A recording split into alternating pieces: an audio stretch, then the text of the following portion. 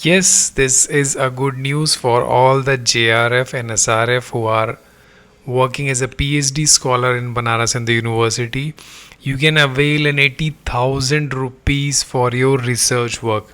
In addition to JRF or SRF or your contingency amount, whatsoever your funding agency is giving to you, apart from that, UGC, BHU itself giving you a 40,000 plus 40,000 for your research.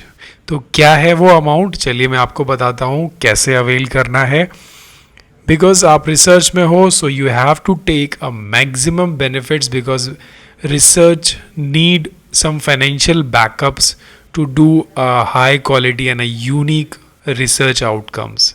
So do you agree or not? If you agree, so please hit the like button and just drop me the message that yes, you agreed.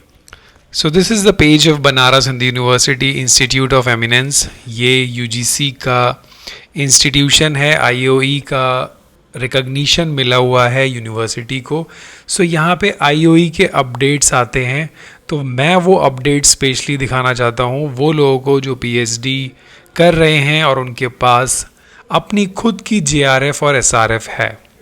C, in order to promote quality in research and to facilitate the use of research equipments to the PhD scholar registered in the university and having JRF and SRF will be given a credit of 20,000.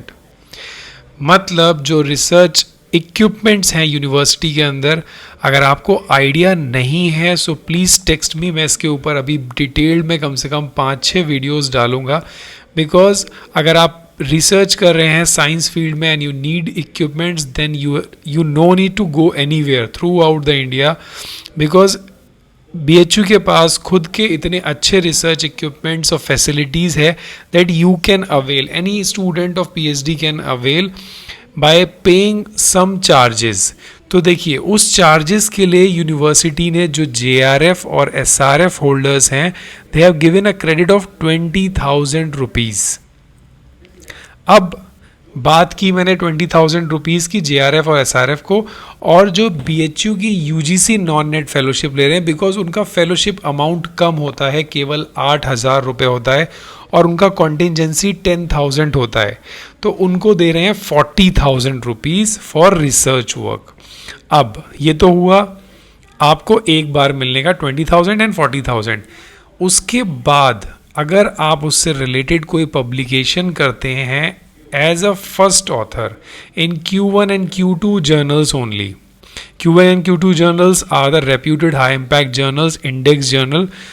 अगर आपका publication होता है then you can get an additional amount of 20,000 for JRF and SRF and 40,000 for BHU UGC non-net fellowship.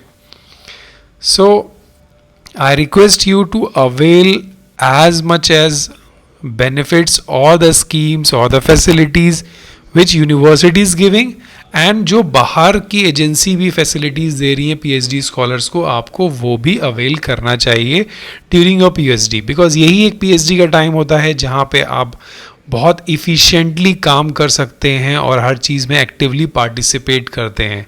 So go ahead, अपना research को activate करिए और यहाँ से फंडिंग लेके उसको पूरा करिए. All the very best to you. अगर ये इन्फॉर्मेशन अच्छी लगी हो तो प्लीज़ चैनल को सब्सक्राइब करिए और लाइक ज़रूर कीजिए. Thank you. Have a nice day. Take care.